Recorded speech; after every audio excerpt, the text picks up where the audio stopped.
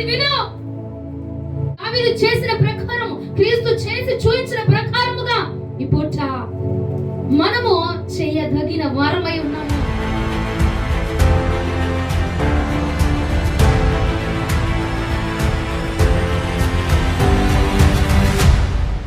Sir చూడండి, మొదటి సమూయేలు గ్రంథము 24వ అధ్యాయము 5-6 వచనాలు ఒకసారి ధ్యానం చేద్దాం. మొదటి సమూయేలు గ్రంథం 24వ అధ్యాయము 5-6 వచనాలు. సౌలు పై వస్త్రమును తాను కోసెనని దావీదు మనస్సునొచ్చి, ఇతడు యెహోవా చేత అభిషేకము నొందినవాడు గనుక యెహోవా చేత అభిషిక్తుడైన నా ప్రభువునకు నేను ఈ కార్యం చేయను, యెహోవాను బట్టి అతన్ని నేను చంపను అని తన జనులతో చెప్పెను. దేవునికి స్తోత్రము కలుగునుగా. హల్లెలూయా. ఇక్కడ దావీదు సౌలు ఇద్దరి యొక్క సంభాషణ జరుగుతుంది. ఇద్దరు ఒక పోరాటంలో ఉన్నారు. సౌలు దావీదుని చంపేయాలి, నాకు మారుగా వస్తున్నా నేనే రాజుని, నన్ను తప్పించేసి ఇప్పుడు వీడు రాజుగా అవుతాడేమో, వీడు తప్పించేయాలి, వీడు చంపేయాలి అన్నటువంటి దురాలోచన చేత దావీదును చంపడానికి ప్రయత్నం చేస్తున్నటువంటి కాలం అది. జాగ్రత్తగా వినండి. సౌలు దావీదును చంపబోతున్నటువంటి సమయం అది. వేటాడి వేటాడి వెంటాడి వెంటాడి వెతికి వెతికి వెతికి మరి చంపబోతున్నటువంటి సమయం. ఎందుకంటే వీడు నా కుర్చీకి అడ్డొచ్చేస్తున్నాడు, వీడు నా అర్హతకు అడ్డొచ్చేస్తున్నాడు, నేనేం చేయాలా? వీడిని చంపేయాలా, అడ్డు తొలగించేసుకోవాలా, నాకు అడ్డు ఉండకూడదు, ఏదైనా చేసేసే చంపేయాలి ఎలాగైనా అని చాలా ప్రయత్నాలు చేశాడంట. వెంటాడాడంట, వెతికాడంట. అయినా దొరకలేదు, దొరకల. కానీ ఒకానొక రోజున సమయం వచ్చింది. దావీదు సౌలు ఎదురు బెదురుగా నిలబడిపోయారు. చంపేవాడు చచ్చేవాడు ఇద్దరు కూడా ఎదురు బెదురుగా నిలబడిపోయారంటే. ఎదురు బెదురుగా నిలబడిపోతే ఒకసారి 5వ వచనం ఒకసారి చదవండి అమ్మా.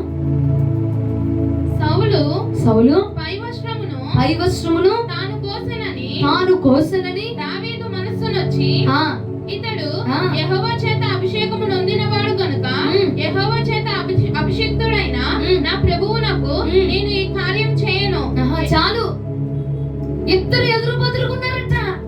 అయితే ఏమైంది? అవకాశం వచ్చింది.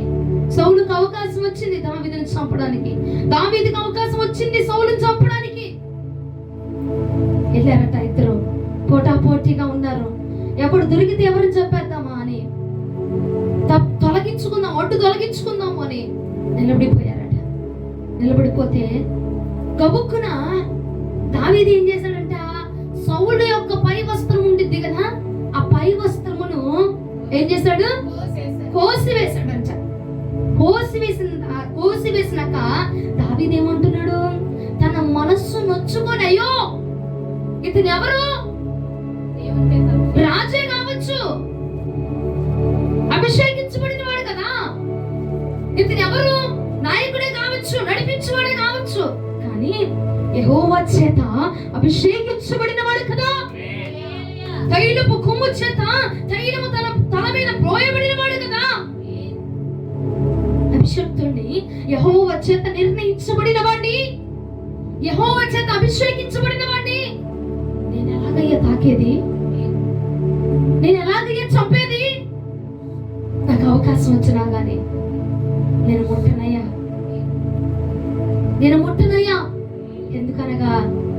ఎందుకంటే తను ఏదో నన్ను ఏదో చేసేస్తాడని కాదు, తను నాకేదో ఆస్తి ఇస్తాడని కాదు, లేదా నాకేదన్నా ఇంకొక అవకాశం ఏమైనా దొరికిందని కాదయ్యా.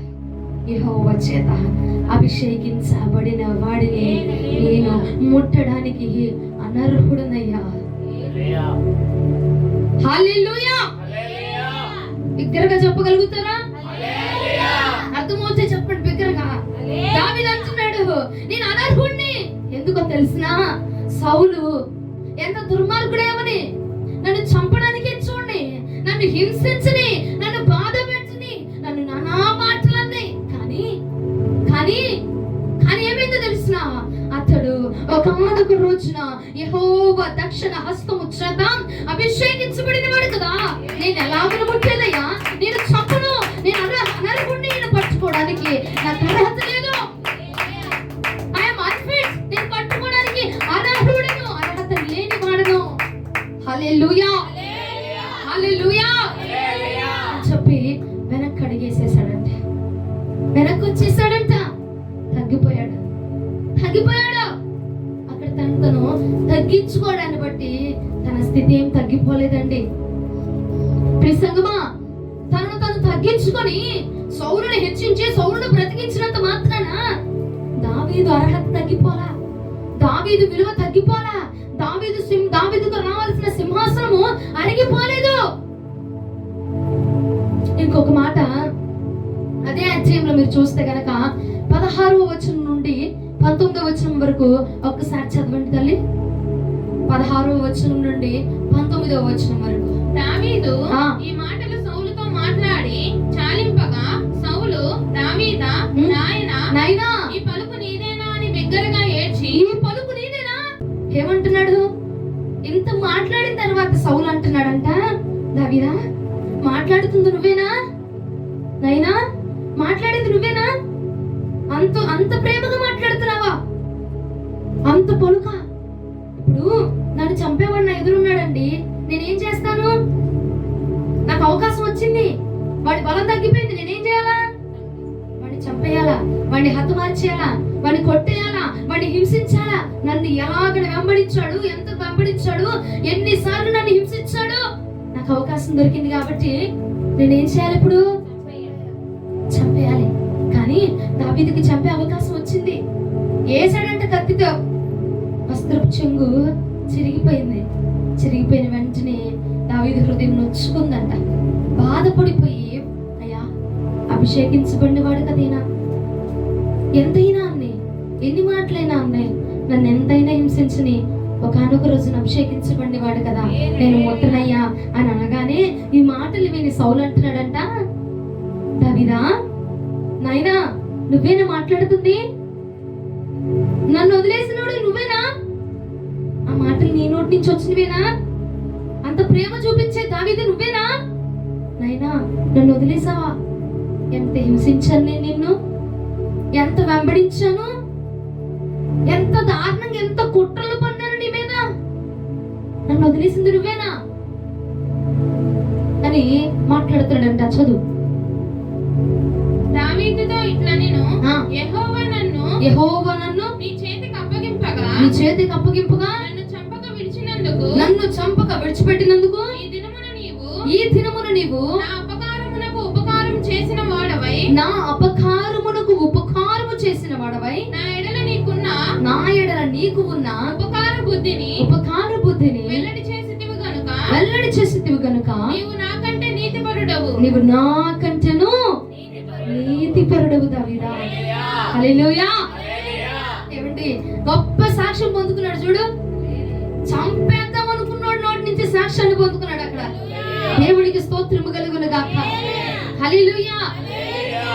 సౌలు దావీదుని చంపాలనుకుని ప్రయత్నం చేశాడు, పరిగెత్తాడు.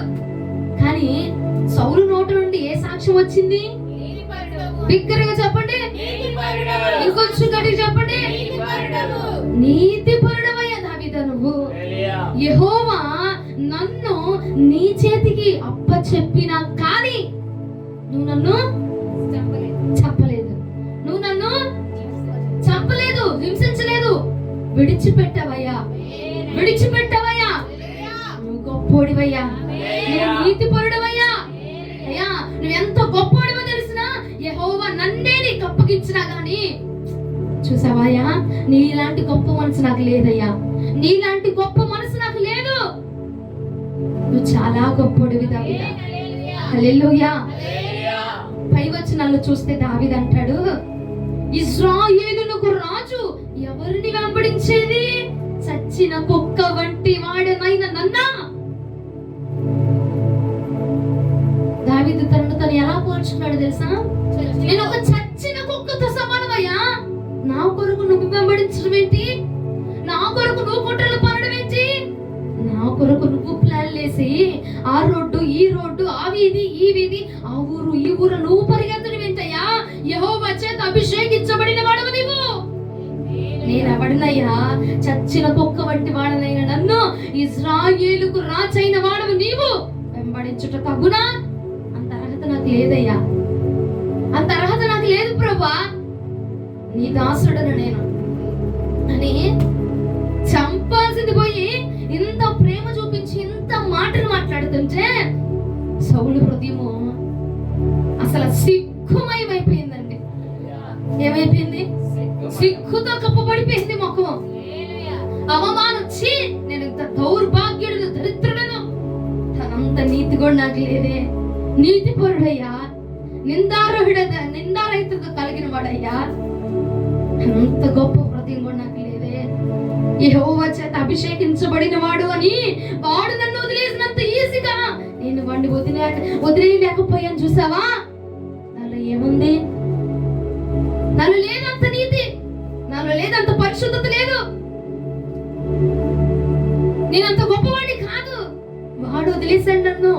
నాకంటే చిన్నోడు యెహోవా చేత ఇప్పుడు ఏదైనా తప్పు చేయని, ఇప్పుడు ఎన్నైనా మాట్లాడనే, ఇప్పుడు ఏమైనా జరగని, నన్ను చంపడానికే రాని, నన్ను ఏమైనా చేయని, కానీ గానొక రోజు తైలపు కొమ్ము ఆయన మీదకి వచ్చింది కదా, యెహోవా సాక్షుల యొక్క హస్తము ఆయన మీద పడింది కదా, అభిషేకించబడిన వాడు కదా, అభిషేకించబడిన వాడిని నేను ఎలా తాకుతానయ్యా? అర్హత లేదు అని వెనకడుగు వేసేస్తే, అరే ఆడుకుంది నా బుద్ధి, నాకు లేకపోయింది. అభిషేకించబడిన వాడిని రాజునే, కానీ ఆడుకుందా బుద్ధి, వదిలేయాలన్న బుద్ధి నాకు లేకపోయింది, నేను అంగీకరించలేకపోయా అని దావీదు ముందు సౌలు తలదించేశాడండి. ఇంకో మాట ఏమంటాడు చూసావా? ఇప్పుడు దాకా దావీదుని ఎందుకు వెంబడిస్తున్నాడు? ఎక్కడ తన తర్వాత రాజు అయిపోతాడనే కదా, అవునా? కానీ వదిలేసి నాకు అంటాడు, అయ్యా నువ్వు నిశ్చయముగా ఇశ్రాయేలును ఏలుదువుగాక, నువ్వు రాజుగా నిలబడుదువుగాక. హల్లెలూయా, దేవుడికి మహిమ కలుగునుగాక. హల్లెలూయా. శత్రువు నోటి నుండి సాక్ష్యాన్ని పొందుకున్నాడు దావీదండి. శత్రువు నోటి నుంచి సాక్ష్యం వచ్చింది, శత్రువు నోటి నుంచి ఘన విజయమును పొందుకున్నాడండి. దేవునికి స్తోత్రము కలుగునుగాక. మీ హృదయంలో మండట్లేదా? లేఖనములు చదువుతుంటే మన హృదయం అంట మండించబడాలంట. ప్రభు నాకు స్తోత్రము కలుగునుగాక. హల్లెలూయా. లేఖనం చదువుతుంటే yes I received Jesus mighty name, ఇది నేను పొందుకోవాలా? ఓ దేవుడికి మహిమ కలుగునుగాక. ఆ మంట నీకు రావాలా, రోషం నీకు రావాలా? ఆరాధన చేసినప్పుడే గంతలేయడం కాదు, వాక్యం చదువుతుంటే నేను లేఖన భాగం చూపిస్తా మీకు. లేఖనములు చదువుతుంటే నీ హృదయం మంటట్లేదా అని లేఖనంలో రాయబడి ఉంది. అంటే దానికి అర్థం ఏంటండి? వాక్యము చదువుతుంటే, వాక్యము వింటుంటే నీ హృదయము అగ్ని చేత రంకెలగొట్టాలా. దేవునికి స్తోత్రం కలుగునుగాక. వాక్యం వింటుంటే ఆత్మ దిగి రావాలా, యేసు రక్తం చేయగలుగునుగాక. నీ హృదయం మండాలా. ఎస్, ఈ వాక్యం నేను పొందుకోవాలా, దావీదు వంటి హృదయం నాకు రావాలా. ఏమండి, ప్రాణం తీసేవాడిని కూడా కనికరించేటువంటి మనస్సు, అంత గొప్ప మనస్సు దావీదుదండి. ప్రాణం తీయడానికి చూసినాన్ని కూడా ఏం చేశాడంట? కనికరించి వదిలాడంట. నిన్ను చంపితే యెహోవానే చంపాల. న్యాయం నీకు నాకు మధ్యలో నువ్వు ఎన్నైనా చేసావు, అవన్నీ నేను చేయను. నేను చంపితే పగ నేను తీర్చుకున్నవాడిని అవుతా, కానీ పగ ఎవరు తీర్చుకోవాలి? యెహోవానే తీర్చుకోవాలి. యెహోవానే పగ తీర్చుకోవాలి. ఆయనే న్యాయం జరిగించాలి. నేను నీకు చేసిన మేలేంటో, నువ్వు నాకు చేసిన అన్యాయం ఏంటో ఆయనకు తెలుసు కదా. హల్లెలూయా. ఆయనకు తెలుసు కదండి, ఆయనే చేస్తాడు న్యాయం. నేనేం ముట్టనయ్యా నిన్ను, అంగీకరించి వదిలిపడేశాడు. అదే మరొకరు ఉంటే ఆ స్థానంలో ఒక్క ఏటుకి దెబ్బ పడిపోతే, ఒక్క ఏటుకి దెబ్బ వేసేసాడు. చావగొట్టి ఇదిగో రాజుని చంపా, ఇప్పుడు నేనే రాజులని వెళ్ళిపోయి నిలబడిపోయేవాడండి. కానీ దావీదు ఎంత గొప్ప హృదయం కలిగాడంటే, అందుకే దేవుడు అంటాడు, దావీదు నా ఇష్టానుసారుడు. హల్లెలూయా. దావీదు నా హృదయానుసారుడమ్మా. నా హృదయమే దావీదు హృదయం. ఎందుకు అంత గొప్ప మాట అన్నాడు తెలుసా? దావీదులో ఏ లక్షణం ఉంది? ప్రాణాన్ని తీసేవాడిని కూడా కనికరించే మనస్సు ఉందండి. సంగమా అర్థమవుతుందా? ప్రాణము తీసేవాడిని కూడా కనికరించే మనస్సు. చంపేద్దామని వచ్చినోడిని కూడా విడిచిపెట్టే మనస్సు ఎవరిది? ఎవరిదండి? ఇంకొంచెం గట్టిగా చెప్తామా? దావీదు హృదయము ప్రాణము తీస్తున్న వాడిని కూడా పక్కన పెట్టేసిందంట. హల్లెలూయా. ప్రాణం తీసేవాడి దగ్గరికి వెళ్ళి తన రేంజ్ చూపించుకోవట్లా. ఏమంటున్నాడు? నేను చచ్చిన కుక్క వంటి వాడినయ్యా, నన్నెందుకు నువ్వు వెంబడించేది? నువ్వు గొప్పవాడివి, నువ్వు రాజువి, నువ్వు నన్ను వెంబడించినవి, నువ్వు ఇజ్రాయేల్ రాజువి, నన్ను వెంబడించవేంటయ్యా? దేవునికి స్తోత్రం కలుగునుగా. ఎందుకు దావీదు దేవుని యొక్క హృదయానుసారుడయ్యాడంటే, ఇదే స్వభావము, ఇదే మాట, ఇదే వినికిడి, ఇదే రిప్లై ఎక్కడ చూస్తాం మనం? యేసుక్రీస్తు ప్రభుల వారు శిలువ మీద ఉండి పలికిన మాట, తండ్రి మీరేమి చేయుచున్నారో మీరు ఎరుగరు, మీరు క్షమించు. ప్రాణం తీస్తున్నారు, ఎరగపోవడం ఏంటయ్యా? అంతేనా? నువ్వు నేనైతే ఏం మాట్లాడతాం? పొడుతున్నానయ్యా, గాడిగెద్దులో పెరిగాడు, ఆడికి తెలియకపోవడం ఏంటి? పడవడం తెలిసింది కానీ నన్ను చంపడం తెలిసింది కానీ ఆడు ఏం చేస్తాడు ఆడికి అర్థం లేకపోతుందా అని మాట్లాడతాం. కానీ ప్రాణం తీసిన వాడిని కూడా క్షమించేంత స్వభావము యేసుక్రీస్తు ప్రభువు వారిదండి. హల్లెలూయా. అదే మనస్సు ఈక్వల్ టు ఎక్కడ కనపడుతుంది?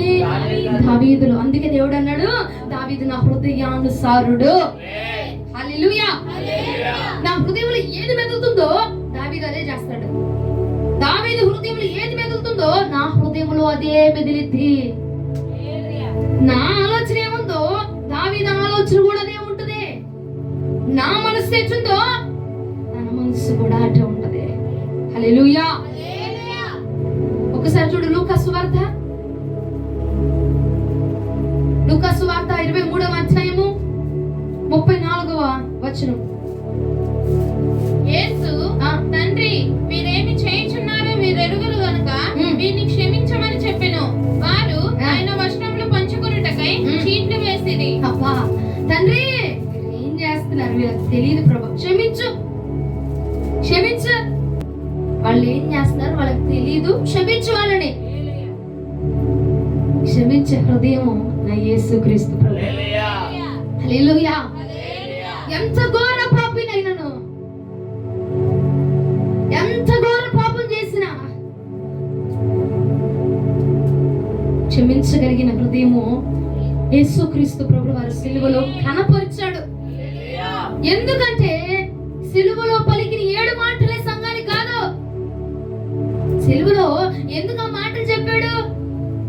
లాస్ట్ గా ఇదిగో నా మాట, తండ్రి చనిపోయేటప్పుడు ఆఖరి నిమిషాలు ఏం చేస్తారు? పిల్లలకి ఆస్తులు పంచుతాడు కదా, కొన్ని అవసరమైన మాటలు చెప్తాడు. యేసుక్రీస్తు ప్రభువు వారు ఆఖరి సమయంలో క్షమించడం నేర్పించాడు. సంఘానికి ఈ పూట సంఘానికి మనం నేర్చుకోవాల్సిన విధం ఏమిటంటే క్షమాపణ గుణం కలిగి ఉండాలా, కనికరించే మనస్సు ఉండాలి మనకి. సంఘమా ఇది విను. దావీదు చేసిన ప్రకారం, క్రీస్తు చేసి చూపించిన ప్రకారముగా ఈ పూట మనము చేయదగిన వారమై ఉన్నాము. ప్రాణం తీసే వాళ్ళని క్షమించు. ఎవరయ్యా క్షమించగలిగేది? అది నా యేసు తప్ప ఇంకెప్పుడు క్షమించలేడు. మరి దావీదు చేశాడుగా అంటే దావీదు క్రీస్తుని వెంబడించి క్రీస్తు హృదయాన్ని పరిశోధించడంలో, పరిశీలించడంలో, ఆయన హృదయాన్ని ఛేదించడంలో, ఆయన హృదయంలో ఉన్న మాటలు తెలుసుకోవడంలో ఆసక్తి కలిగి ఉన్నాడు. కాబట్టి క్రీస్తు హృదయము దావీదు హృదయము ఏకమైపోయి దేవుడే అన్నాడు, నా హృదయ వాక్యానుసారుడు. దేవునికి స్తోత్రం కలుగునుగా. హల్లెలూయా. పూట సంఘముకు ఏ మనస్సు ఉండాలంటే క్రీస్తు హృదయమును ఛేదించే మనస్సు ఉండాలా. ఆయన హృదయములు ఏం మాట్లాడుతున్నాడు, ఆయన మనకి ఏం చెప్పాలనుకుంటున్నాడు, ఆయన స్వభావం ఏంటి. ఏమండి, సంఘంలో ఏమంటే అమ్మకూడదు, అమ్మంటే ఏమకూడదు. ఎక్కడుంది నీకు క్షమాగుణం? ఎక్కడుంది నీకు ప్రేమించే గుణం? ఏమో మీద అమ్మ చెప్ప, అమ్మ మీద ఏమో చెప్ప, ఎక్కడుందండి మనకి? వీళ్ళింటికి రారు, వాళ్ళింటికి వెళ్ళరారు, ఎక్కడుందండి మనకి? ఒక వారం వచ్చి మొక్కు చూడకపోతే నెక్స్ట్ వారం నుంచి హృదయంలో పెరిగిపోతే లావా కరిగిపోతున్నట్టుగా పెరిగిపోతుంది కోపం. ఎందుకు పెరిగిడా? ఎందుకు నీకు? ఉదయకాలం ముందు ప్రభు మాట్లాడుతున్నారు కదా, ప్రాణము తీసేవాడిని క్షమించగలిగి దేవుడి వద్ద ఉన్నాం మనము, ఆయన బిడ్డలై ఉన్నాము మనము. ప్రాణము తీయ చూచిన వాడినే తండ్రి వీరేమి చేయించున్నారు, వీరు ఎరుగురు, వీరిని క్షమించయ్యా అని చెప్పేంత గొప్ప మనస్సాక్షి కలిగిన యేసుక్రీస్తు ప్రభు దగ్గర ఉన్నామండి మనము. ఆయన బిడ్డలుగా ఉన్నామండి మనము. ఆయన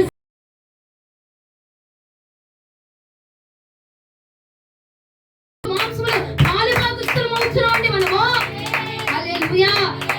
మరి నీ హృదయం ఎందుకు దేవుడి హృదయంతో కనెక్ట్ అవ్వట్లేదు? నీ హృదయం ఎందుకు దేవుడి హృదయంతో కనెక్ట్ అవ్వట్లేదు? నీ స్వభావం ఎందుకు దేవుడితో కనెక్ట్ అవ్వట్లేదు? ఎందుకు క్షమించలేకపోతున్నావు? పగంట కలహమును రేపుతుందంట.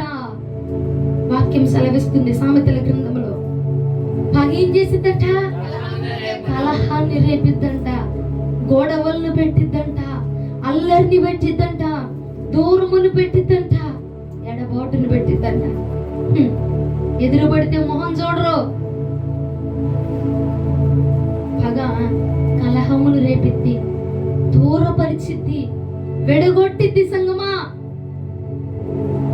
ఈ సంఘములో ఆషామాషిగా కాదు మనం నిలబడింది. దర్శనము చేత, అభిషేకము చేత, పిలుపు చేత నిలబడిన వారం అండి.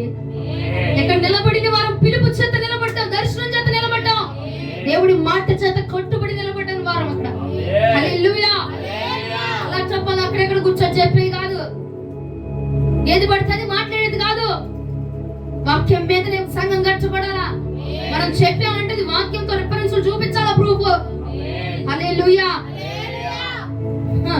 మనం మాట్లాడమంటే వాక్యం ప్రూఫ్ చూపించాలి. అక్కడ ఏది వాక్యం అక్కడ చూపి అని అడుగుతారు.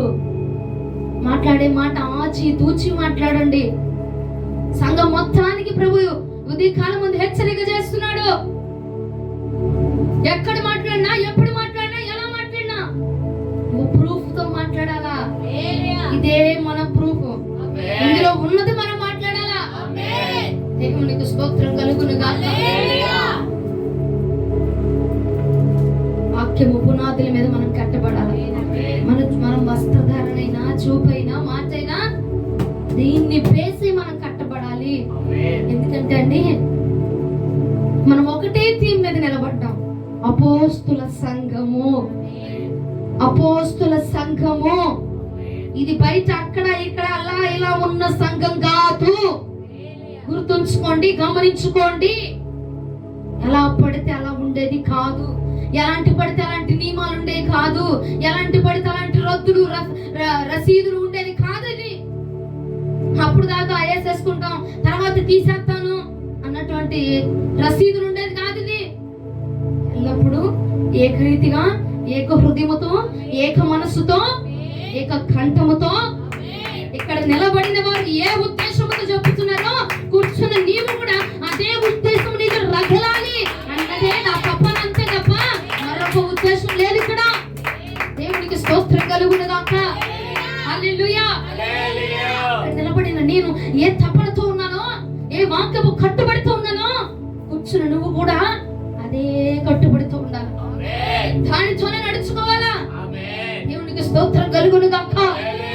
సంగమా, ఈ రోజు ఉదయ కాలం ముందు దావీదు కలిగినటువంటి మనస్సు సంఘం మీదకి ప్రభు ఉదయ కాలం ముందు కుమ్మరించును గాక, కుమ్మరించును గాక.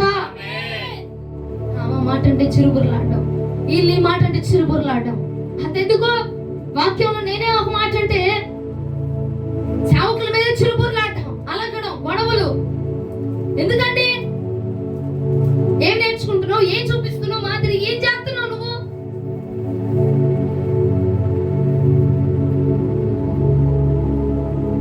సేవకుల మీద అలకలా, అల్లర్లా, అరుపులా. ఎందుకండి? నువ్వేది విత్తుచున్నావో అదే పంట తిరిగి వస్తాం మనం. వచ్చండి, దావీదుకు కూడా చంపడం వచ్చు, చేతగా వదిలేలా. గమనించండి, చేతగాకు విడిచిపెట్టలా, మాట్లాడలేక విడిచిపెట్టలా. కానీ క్రీస్తు మనస్సు ఉంది చూసావా, అది ఆపేసింది దావీదుని. చంపనివ్వకుండా ఆపేసింది. ప్రేమ చూపించే విధంగా చేసింది. ఈ మనస్సు నీకెందుకు కలగట్లా? నీలో ఎందుకు రావట్లా? ఎందుకు కలగట్లేదండి నీలో?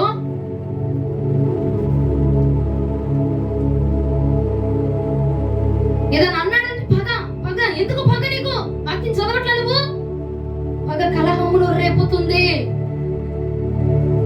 సూర్యోదయమున ఉదయించిన నీ కోపం సూర్యాస్తమయం వరకు తీరిపోవాలి, ఉండకూడదు. వాక్యాన్ని దాటి నువ్వు చేసేది మరి ఏం పద్ధతి? నాకు అర్థం కావట్లేదు. వాక్యములో ఉన్నదే మనం చేయాలి, వాక్యములో ఉన్నదే మనం చేయాలి. నన్ను తిట్టింది అమ్మగారు, నన్ను తిట్టారు అమ్మగారు, నా మీద కోపపడ్డారు.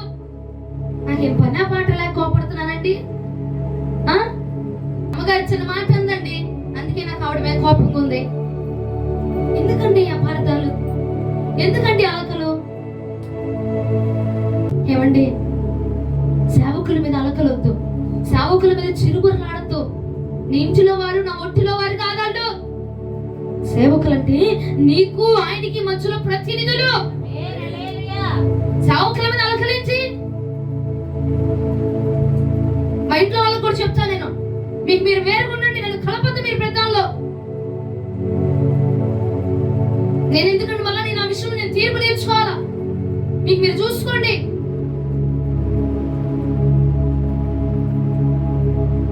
సేవకులతో వాళ్ళు మన ఇంట్లో వాళ్ళు కాదు, మన రక్తం కాదు, చుట్టాలు పక్కాలు కాదు. దేవుడికి నీకు మధ్యలో ఎవరండి? చెప్పండి, ఎవరండి? ఎవరండి? ఇంకొంచెం గట్టి చెప్తారు అందరూ, ఇంకొంచెం బిగ్గరగా. ఎవరి స్వరం వినపడట్లేదు, ఎటువైపోతుంది అసలు, అసలు ఎవరిది వినపడట్లేదు నాకు. ఎవరండి? నీ గొంతు అసలే వినపడట్లేదు నాకు. ఎవరు? మధ్యవర్తులు అంట. ఆయన చెప్పేది నిన్ను మోసుకొచ్చి దగ్గర పెట్టాలి. నాకు అయిపోతుంది, నేను ప్రార్థన చేసుకుంటున్నా, నేను మోకాళ్ళు వేస్తున్నా, నాకు వచ్చేస్తుంది స్వస్థత, నేను బాగుంటున్నాను. నీకు చెప్పనా, నేను ఎంత బాగుపడినా సేవకుల హస్తం మన మీద పడాలి, అప్పుడే మనకు సంపూర్ణ స్వస్థత వచ్చింది. హల్లెలూయా. దేవుడు ఇదే చెప్పారు నాకు, సంఘములో ఈ ఆత్మ ఉండాలి. చాలా సంఘాలు, ఎక్కడే కాదండి, ప్రతి చోట ఇదే మనసు. ఆమె నన్ను చూసింది, మొహం తిప్పు, నేనేం చేయలేదు, పెన్ను అడిగింది లేదన్నాను, మొహం తిప్పుకొని వెళ్ళిపోయింది. మరలా మరుసటి వారం నుంచి నా మొహం చూడలేదమ్మా. మరి నేనేం పాపం చేశాను? క్షమించలేని మనసు ఎందుకండి? క్షమించలేకుండా మనం ఎన్ని చేసినా ఏం ప్రయోజనం? ఎన్ని చేసినా ఏం ప్రయోజనం చెప్పు?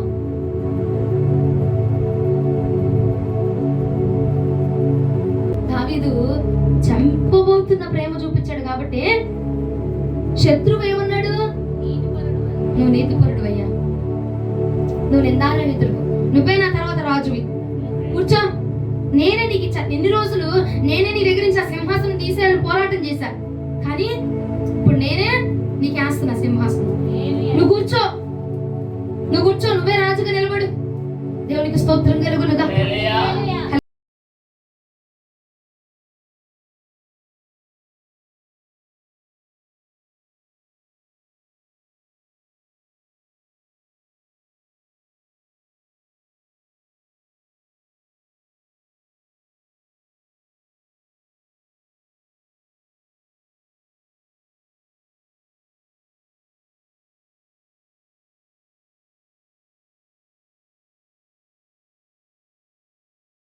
చేయండి. హల్లెలూయా, హల్లెలూయా. ఈ స్వభావం కావాల్సిన ప్రతి ఒక్కరు 2 చేతులు పైకెత్తి బిగ్గరగా చెప్తారా? ఖచ్చితంగా మనందరికి కావాలండి. కృప చూపించే మనస్సు మనకు కావాలి, క్షమాగుణం మనకు కావాలా, ప్రేమ చూపించే హృదయం మనకు కావాలా. దేవునికి స్తోత్రం కలుగును గాక. హల్లెలూయా. సంఘం ఏం చూపించాలి? క్రీస్తుని మాదిరి చూపించాలని చెప్పండి. మాదిరి చూపించాలని చెప్పండి. ఏం చూపించాలి? మాదిరిగా అంటే ఆయన ఎలా ఉన్నాడో మనము అలా చూపించాలి. ఆయన ఎలా ఉన్నారండి అంటే తలబట్లు వేసుకున్నారండి, వచ్చేసారండి. మాదిరి చూపించడం అంటే తెల్లటి వస్త్రాలు వేసుకోవడం కాదు, ఆయన యొక్క గుణాతిశయములను ప్రచురం చేయడం. ఆయన గుణాలను ప్రచురం చేయాలంటే మనం అది మనం మాదిరి చూపించడం అంటే ఏంటయ్యా? నీ దేవుడు గుణం ఏంటి? క్షమాగుణం అండి. నీ దేవుడు గుణం ఏంటయ్యా? చంపేవారిని, సిలువలో చంపేవారిని ఏం చేశాడంట? తండ్రి మీరేం చేస్తున్నారో క్షమించయ్యా, క్షమించయ్యా. వాక్యంలో ఉన్నది ఉన్నట్టుగా చేద్దాం. దేవుడు ఏం చెప్పాడు?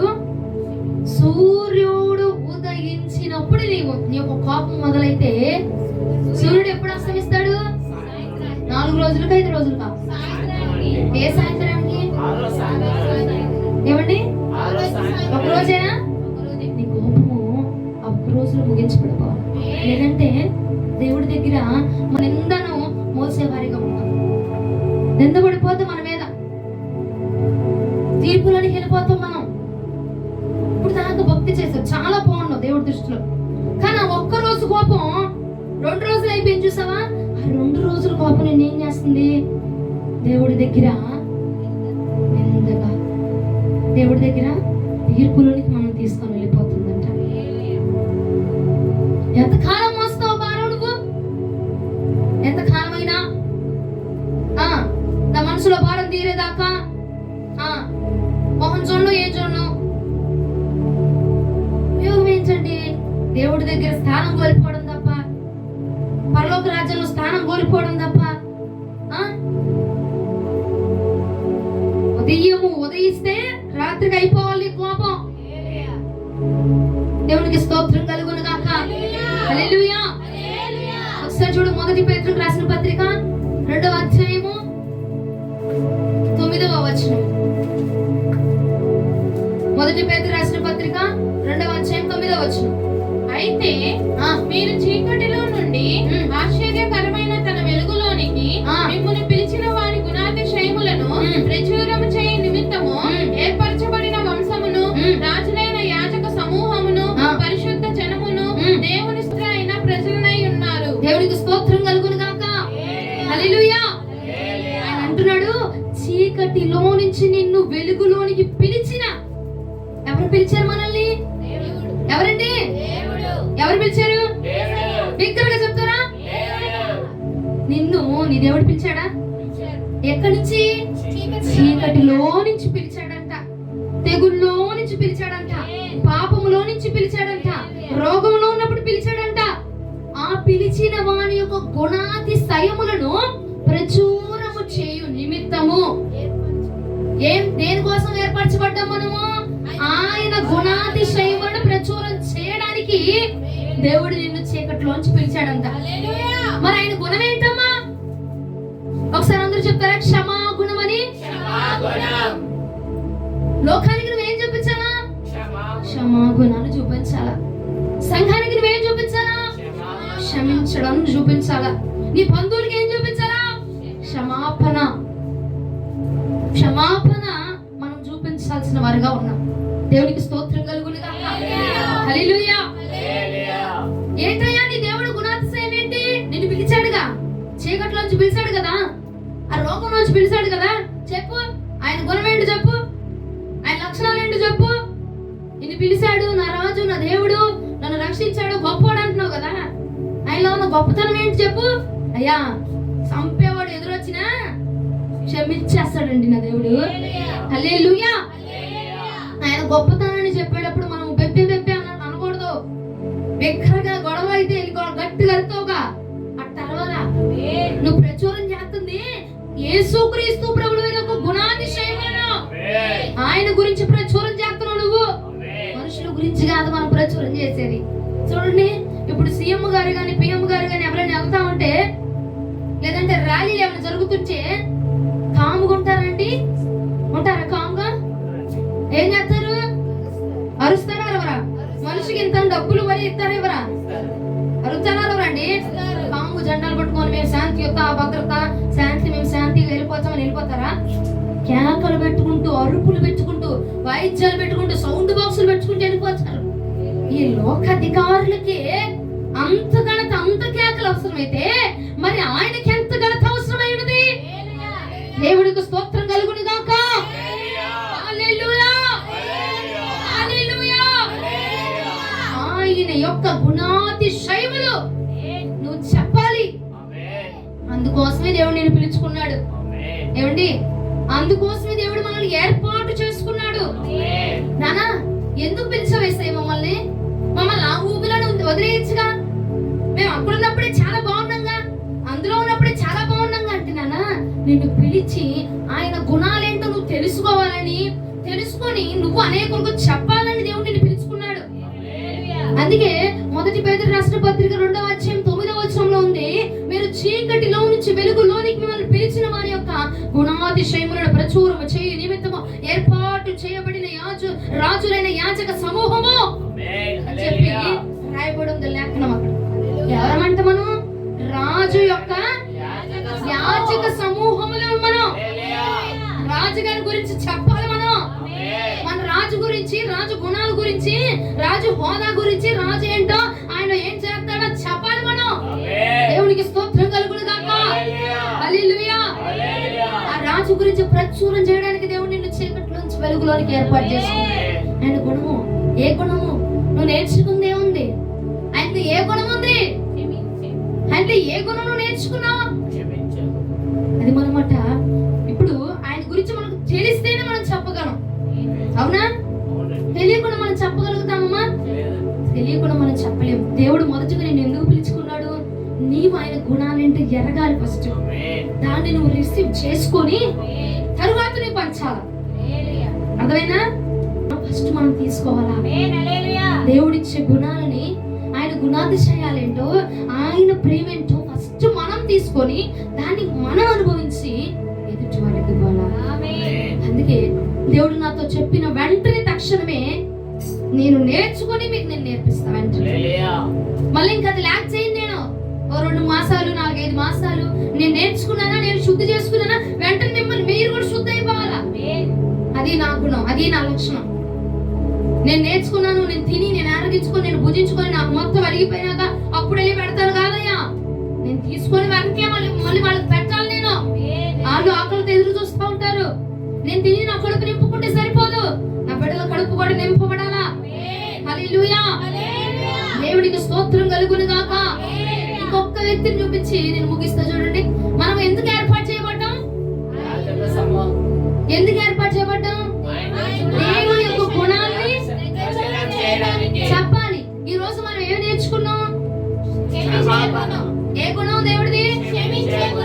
అది మనం నేర్చుకోవాలి, అది మనం స్వీకరించాలి. హల్లెలూయా. అపోస్తలుల కార్యములు 7వ అధ్యాయము. ఇంత విని నాది బెండకాయ కూరే, నీ దొండకాయ కూరే, నేను బెండకాయ నుంచి నేను దొండకాయకి రాను అని అన్నావు అనుకో, యేసుక్రీస్తు ప్రభువు వారు ఒక చాట అంటాడు చూడు, కత్తి తీసుకొని టపామని వచ్చి చెవు నరికేస్తాడు. చెవు నరకాన్ని ప్రభు అన్నాడు, కత్తి పట్టుకున్నాడు, నువ్వు బెండకాయ కూరలు పట్టుకున్నావు అనుకో, ఎందుకు బెండకాయ కూర నీకు? దొండకాయ కూరలోకి రా అన్నాడు కదా దేవుడు. నీకు అర్థం కావాలి కదా కొంచెం. క్షమాగుణంలోనికి రా అన్నాడు నిన్ను. నేను రాను, మేము ఇంతే, నా మనసు తీరాలి, నాకు శాంతి రావాలి, నేను శాంతి ఇచ్చబడాలి. అపోస్తలుల కార్యములు 7వ అధ్యాయం 55వ వచనం నుండి 60వ వచనం వరకు చదువుదాం. అయితే అతడు పరిశుద్ధాత్మతో నిండుకొనిన వాడే ఆకాశము వైపు తేరి చూచి దేవుని మహిమను, యేసు దేవుని కుడి పార్శ్వమందు నిలిచి ఉండుటను చూచి ఆకాశము తెరవ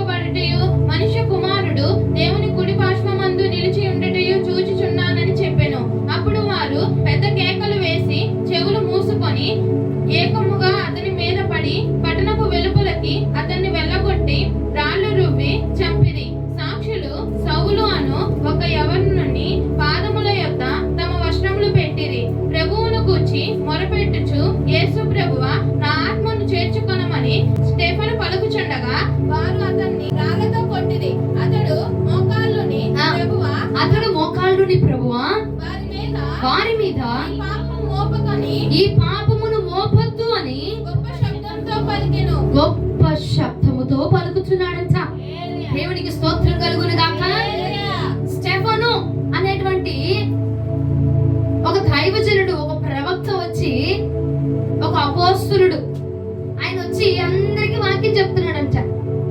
ఏమని?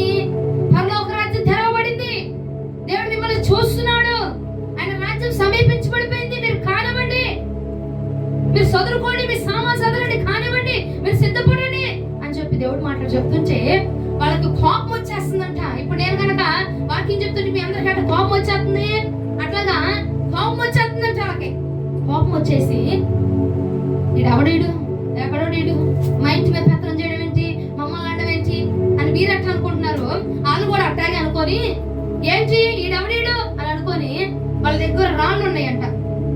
ఏమున్నాయండి? రాళ్ళుంటే ఆ రాళ్ళు అతని మీదకి రువ్వి ఏం చేశారు? రాళ్ళు అతని మీదకి వేసి చచ్చిపోయేదాకా రాళ్ళు వేస్తనే ఉన్నారంట. అయితే ఆ సందర్భంలో ఏం చేయాలండి? ఆయన ఏం చేస్తావు? నీ మీద రాళ్ళు అయితే ఏం చేస్తావు? తప్పించుకొని వెళ్ళిపోవడము, లేదంటే వాళ్ళని తిట్టడము, మీకేమైందయ్యా, నేను మీ మేలు గురించేగా చెప్పింది, మీరు రక్షించబడ్డానికేగా చెప్పింది అని వాళ్ళ మీద తిరిగి రివర్స్ అవ్వడము, అట్లాంటివి చేశాడా? వెంటనే అక్కడే మోకాళ్ళు వేసి ఏమంటున్నాడు? చదువుమా. అతడు మోకాళ్ళుని ప్రభువా, వారి మీద నీ పాపమును మోపొద్దయ్యా, గొప్ప శబ్దంతో పలికెను. దేవునికి స్తోత్రం కలుగును గాక. హల్లెలూయా. అయ్యా, రాళ్ళతో చంపుతున్నారు, వాళ్ళకి తెలియదులే ప్రభా, వాళ్ళు నిన్ను ఎరిగితే ఈ పని చేయరు కదా, నిన్ను తెలుసుకుంటే ఈ పని చేయరు కదా, నీ దాసున్నైన నా మీద ఈ వ్యతిరేకత చూపరు కదా ప్రభా, వాళ్ళకి తెలియదు, క్షమించు ప్రభా, ఎరుగక చేస్తున్నారు ప్రభా, క్షమించవా, ఈ పాపమును వాళ్ళ మీద మోపొద్దు, ఈ పాపాన్ని, ఏ పాపము నన్ను చంపేరు చూసావా, ఈ పాపము నిమిత్తము వాళ్ళని నువ్వు శిక్షించద్దయ్యా, వాళ్ళని నువ్వు దండించద్దయ్యా, వాళ్ళ మీద ఈ పాపమును నువ్వు మోపొద్దు ప్రభా అని అక్కడికక్కడే మోకాళ్ళని ప్రార్థన చేశాడట సంగమా. హల్లెలూయా, హల్లెలూయా. దేవునికి స్తోత్రం కలుగును గాక. ఇటువంటి గొప్ప మనస్సు, దైవజనుడు కలిగిన మనస్సు, క్రీస్తు కలిగిన మనస్సు, దావీదు కలిగిన మనస్సును ఉదయ కాలమందు ప్రభు నా సంఘమునకు అనుగ్రహించును గాక. ఆయన గుణాతిశయములను మనం ప్రచురము చేయాలా, సంఘం ఇది పట్టుకోవాలా, ఈ ఉదయ కాలం ముందు పట్టుకోండి. ఎందుకంటే మన సంఘం విస్తరించబడాలన్నా, సంఘం దీవించబడాలన్నా దైవజనుడి ప్రయాస ఎంత ఉందో కూర్చుని నీ ప్రయాస అంతే ఉంటది. అర్థమవుతుందా? ఇప్పుడు ఒక నూతనంగా ఒక వ్యక్తి వచ్చి చర్చిలో కూర్చున్నావు అనుకో, నీ పలకరింపును బట్టే నెక్స్ట్ వారం వాళ్ళు రావాలా వద్దా అన్నది ఉంటది తెలుసా. మన పలకరింపే వాళ్ళకి తీసుకురావాలా తీసుకురాకూడదా, వాళ్ళకి రావాలా రాకూడదా అన్న ఆసక్తిని కలిగించింది. ఇక్కడ నుంచి మీరు లెగిస్తారా కాస్త, అది నా ప్లేసు, ఇది మాకు ఇచ్చేస్తారా, ఇవి నేను కొట్టాలి, ఇవి నేను ఇస్తారా, ఇవి నేను పట్టుకోవాలి, ఈ మనస్సు వాళ్ళు ఏం చేస్తుంది? రానిచ్చిందా? ఇంకో వారు రావాలనిపించింది వాళ్ళకి. ఎక్కడుండి నేను బాగానే చెప్తా, అక్కడుండిన మీ ఇద్దరికి ఏముండాలి? సమాధానం ఉండాలి. అక్కడున్న మీ ఇద్దరికి ఏముండాలా? ప్రేమించే గుణం ఉండాలి. అక్కడున్న మీ ఇద్దరు ఎలా ఉండాలా? నీ మొహం చూస్తే నాకు పడదు, నా మొహం చూస్తే నీకు పడదు అన్నట్టుగా కాదు, ప్రేమించే గుణం కలిగి ఉండాలి. హల్లెలూయా. క్షమాగుణం కలిగి ఉండాలా. ఇది మన సంఘము, మనము వృద్ధి చేసుకోవాలి. ఎవరి సంఘం ఇది?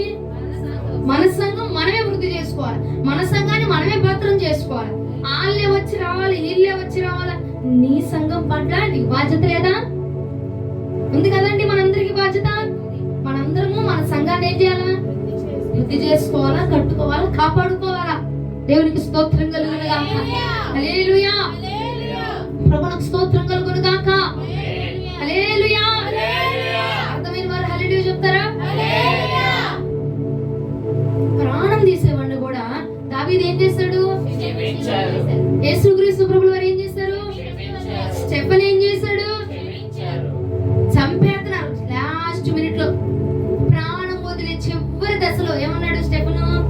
ఈ పాపాన్ని వాళ్ళ మీద మోపద్దయ్యా తండ్రి. వీరేం చేస్తున్నారు వీళ్ళకి తెలియదు. దావీదైతే చంపకుండానే విడిచిపెట్టేశాడంట. అంత గొప్ప మనసు దేవుడు నాకును మీకు అందరికి అనుగ్రహించునుగా. ఖచ్చితంగా మనం ఇది పొందుకోవాలండి. ఎందుకంటే రాకడలో ప్రభు వచ్చినప్పుడు ఇదిగో నీలో ఈ మనస్సు లేదు అని నీ మీద ముద్ర వేయడానికి వీల్లేదు. నీ మీద ముద్ర వేయకూడదు. ప్రభు ఇదిగో నీలో ఇది లేదు, అందుకే నేను నిన్ను వదిలిపెడుతున్నా అన్నటువంటి మనస్సాక్షి అన్నటువంటి తలంపు నీ మీద రాకూడదు. ప్రభు దేవుని స్తోత్రం కలుగునుగా. ఎంత ఘోర పాపినైనా క్షమించే హృదయము నీకు నాకు మనందరికి సంఘములకు ప్రత్యేకముగా సంఘములకి మనసు కలుగునుగాక. సంఘాలలో ఈ మనసు కలిగి ఉండదురుగాక. సంఘం ఇది మా సంఘం కాదు, ఇది మా సంఘస్థులు కాదు. మీ అందరికి నేను చెప్తున్నా, ఏ దైవజనుడైనా ఇప్పుడే కాదు రాబోయే కాలంలో ఎప్పుడైనా ఎలాంటి దైవజనుడు మన సంఘానికి వచ్చినా మనమే వాళ్ళ సంఘానికి వెళ్ళినా సరే ఆయన మా దైవజనుడు కాదు, వీళ్ళు మా సంఘస్థులు కాదు అన్న వ్యత్యాసం మనం చూపించే వారుగా ఉండదు. మనం ఎలా ఉండాలా? మనందరం ఏక సంఘం, అక్కడికి వెళ్ళాలి. అందరం ఒక సంఘమే, తిరిగి వెళ్ళాల్సింది అక్కడికే. అర్థమవుతుందండి? వీళ్ళు మా చర్చికి రారు, వీళ్ళు మా సంఘస్థులు కాదు, మేము వీళ్ళ సంఘస్థులు కాదు, వీళ్ళది ఇదే, మా అయ్యగారు చెప్పిందే ఇది, మా అమ్మగారు చెప్పిందే ఇది. దేవుడు చెప్తున్న మాట మనం ఆలోచించేవారు. ఎవరినైనా సన్మానించండి, ఘనపరచండి. దేవుడు మనందరికి గొప్ప అవకాశం ఇచ్చాడు. ఉదయ కాలం ముందు క్షమాపణ మనస్సును పొందుకునే అవకాశము దయచేసి ఎవరి మీద కోపం ఉన్నా, ఎవరి మీద ఇది ఉన్నా, పోనీ ఎవరి పట్ల నీ హృదయం నొచ్చుకున్నా ఇదే సమయము మోకరించి ప్రార్థన చేసి ఈ ఆరాధనలోనే ఆ మనస్సుని ఇక్కడ వదిలిపెట్టేసి వెళ్దాము. ఇది దేవుడి ప్రాంగణము, ఇది దేవుడి సన్నిధానము. అందరికీ మోకరించేసి నూతనమైన మనస్సుతోటి మనం ఇక్కడి నుంచి కదలాలి. ఈ వాక్యం విన్నాము, వాక్యం ద్వారా దేవుడు మాట్లాడారు మనతో. ఎంతదైనా నీ హృదయంలో ఏదన్నా సరే విడిచిపెట్టు. క్షమాపణ. చిన్న నవ్వు చాలు మనస్సును కరిగించేసింది. ఒక్క చిన్న మాట చాలు, ఒక్క చిన్న మాట, ఒక్క చిన్న నవ్వు. ఎంత పగైనా ఏమైపోద్ది? చల్లారిపోద్ది. దేవుడు అట్టి గొప్ప మనస్సును మనందరికి కలిగించునుగాక. ఆమేన్. ఈ వాక్యం ప్రభు మన ఇంటిలో దీవించి ఆశీర్వదించి అభిషేకించునుగాక.